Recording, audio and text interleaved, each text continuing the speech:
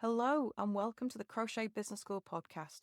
I'm your host, Kelly Thomas, and I'm going to help you to make your crochet dreams a reality stitch by stitch and show you how you can create a successful and profitable business using your crochet, keeping a flexible lifestyle so you don't have to sacrifice too much time with your family.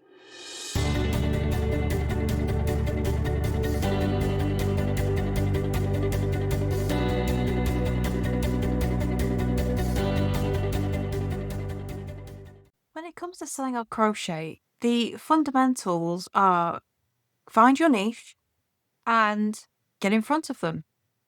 And if you're talking to the right people, your crochet is going to sell. But how do we actually get in front of the right people?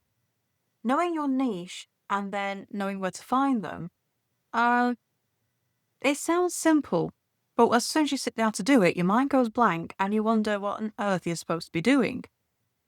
How do you know where your people are at? How do you know how to find the people who are going to buy your crochet? Because although everyone can buy your crochet, not everyone will.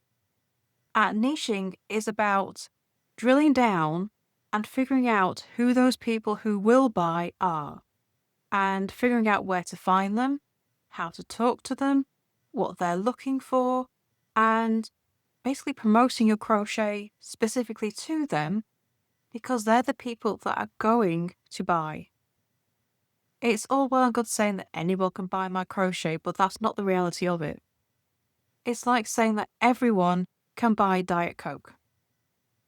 Now, if you think back to the ads of like the 80s and 90s, Diet Coke ads on the TV, if you're old enough to remember back then, but they were all kind of the same. They had the same soundtrack and they were all basically secretaries or professional women who were lusting after the beefy man drinking the can of Diet Coke. And that was done deliberately. It was basically saying that Diet Coke is attractive to these women because people who drank Diet Coke were thought to be those who were trying to keep their figure, trying to stay attractive. And that was a demographic they were going for. It worked because you see Diet Coke everywhere. It's still drank, it's still done. You don't see advertising done that way anymore. But, 80s and 90s was a completely different era. And although we will never do advertising that way, that is how adverts feed into their need. Anyone can buy Diet Coke, but mostly the people who do are going to fit into a sector of the population. And those ads spoke to that need. They were made that way for a reason. If you look at advertising anywhere, it's made for a reason because they know their niche, they know where to find them, they know who they are. And all ads are made that way. So when it comes to finding your people, you kind of have to go do the same thing. Find out who they are, find out where they are, and find out what appeals to them. Because unless you do that, it's going to be more difficult to sell your crochet. The more you can drill this down, the more you can make the promotion of your crochet to the right people, the easier it is to make sales, and the more sales you will make. They both go together. Sounds simple, right? It's far easier to figure out someone else's niche than it is to sit down and figure out your own. Because we are all clouded by our own biases. We cannot kind of drill this down easily ourselves. It does take some effort. It's far easier to do it with somebody else's. Because when it comes to niching, it feels like you're making your world narrower. It feels like you're making your audience smaller. It feels like it's going to impact your sales. And this fear stops you from really drilling down and to really getting into the nitty gritty. So always difficult to do this for your own crochet. But it's an incredibly valuable exercise to do. You may be narrowing down your audience, but you are only narrowing it down in that you are condensing the right people into that audience. So we are only going to speak to those who will buy. But how do you do it? So I asked this question on the Facebook page, and a lady came back and said, I don't know. I sell crossbody phone bags. Okay, then. That's actually a really nice little niche. Phone bags, they're the ones that you just have a little bag, so big enough to put your phone in, maybe a credit card, and that's it. It's the only thing you're going to carry around. Those tend to be worn by those who live in towns and city centres because they don't need much else.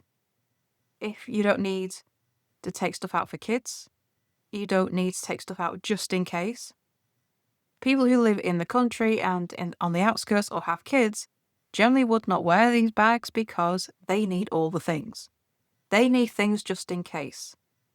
But if you're roaming around close to your city centre flat or apartment, you really don't need much on you apart from your phone and a credit card. So they tend to be worn by younger people who don't have kids, who are in and around the city centre, so don't need much extras on them. If you look at pictures of other companies who sell these, they tend to advertise to the young, independent female who's a bit on the kind of boho side. Very simple, jeans and t-shirt, maybe a sweater, who keep things simple. That's the demographic. That's the need. That's the person you are selling to. Can others buy them? Absolutely. Will others buy them? Absolutely. But is this the main market? Yes. And you are not trying to sell to all the other people who might. So yes, of course, moms might buy these phone crossbody bags for when they don't have the kids, but they're probably not the main market. So you're going to these young, live in the city centre women, and that's where you need to go find them. How do you go find them? Look at what other people are doing. Google what you're selling. So in this case, the crossbody phone bags. And you're going to see what other people who make these, other companies, are doing to sell them. Now, you actually want to look for the kind of multinational corporate companies. So the big fashion houses, and see how they're marketing them. Because they have massive marketing teams. They have people who go out there and do the research to make sure that they are selling to the best people. So looking at what they're doing is going to tell you if you're on the right lines. So go and look at their marketing. Go and look at their photos. And you kind of want to look at the same thing. The photos they take are who are they marketing to? Because the people in the photos, they're saying, this is who we want to buy, relate to them. And when you relate to them, you go, I want to have what they're having. Yes, please. And that's what makes these things sell. And so you can tap into that same energy. If you're selling to those who live in city centres, you want to go into Facebook groups that are focused on city centre living. And there will be specific out there because there's specific challenges to living in any place. So city centre living for single females. There'll be a Facebook group for that somewhere along, those lines, worded that way, but you'll find them. And those are the groups that you need to go in and have a chat if you're promoting on Facebook. For Instagram, there'll be hashtags. Find the hashtags for the city centre living and go find them. When it comes to doing this stuff, nothing replaces a good day's research.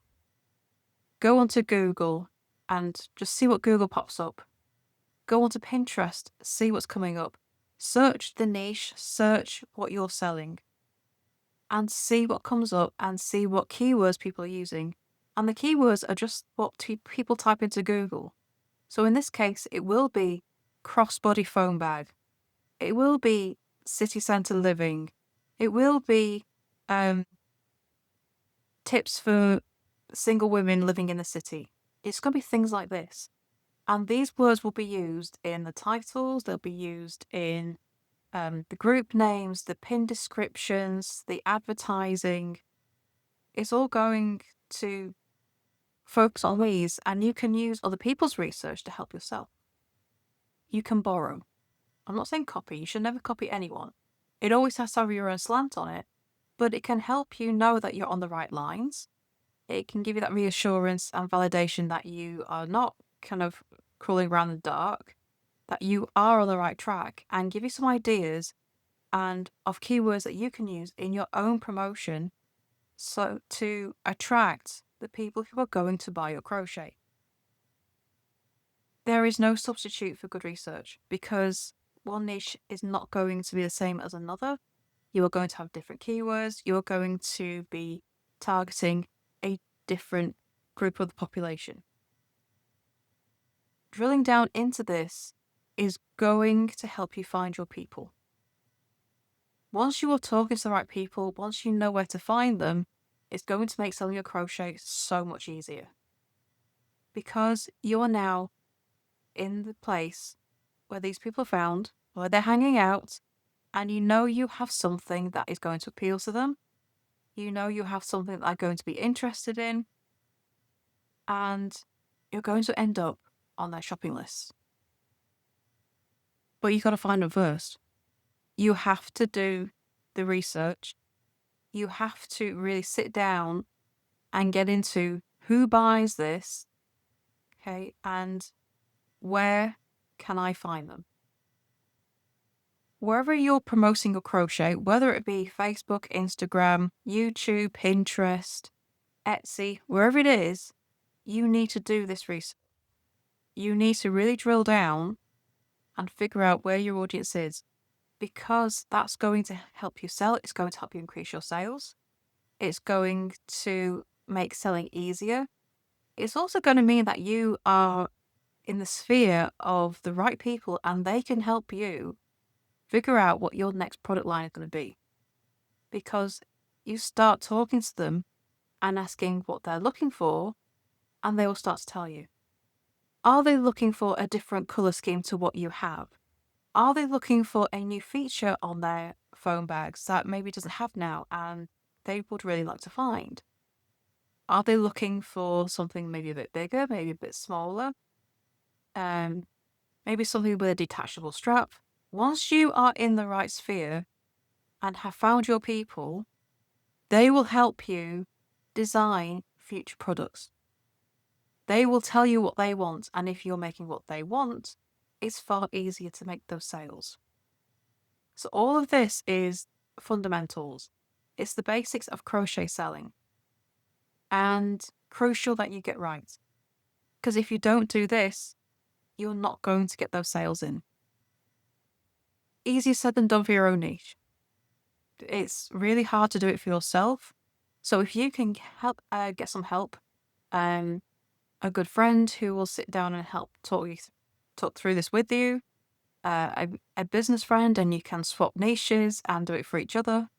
It's far easier to work this out for someone else rather than yourself, because the fear grips us that we're kind of narrowing our world and that we're going to impact our sales in a negative way. But really, we're not narrowing our audience, we're concentrating our audience. We're just making sure we have all the right people, not just any people. And when you get this done, it means that your marketing is targeted, that you have your niche, and your promotion will make the magic happen, just as it did with Diet Coke in the 80s and 90s. You need the right ads to appeal to the right people. And when I say ads, I don't mean actually taking out ads on Facebook or anything like that. Just the pictures that you take, the words that you use to promote your crochet on your social media, your newsletters, YouTube channel, Pinterest, wherever it is, all of that is essentially advertising your crochet. You don't have to pay for it. You can do it all organically, but every picture of your crochet you put it on the internet is advertising. Get your advertising right, the sales will come. But you have to do this research first. So I ask questions about these sorts of things all the time on my Facebook page. So if you have any issues, and you have a question that you would love to see answered here on the podcast, please do come over to the Facebook page and comment on the latest post, and we can get you helped out and help others out as well. Because this is difficult. When you've not been in business, working these things out is difficult. And at Crochet Business School, I made this to give you the support you need to find those answers that we just don't know where to find. So please do come over to the Facebook page at Crochet Business School and ask away your questions. So thank you for watching. I shall see you next time for the next episode. Bye for now.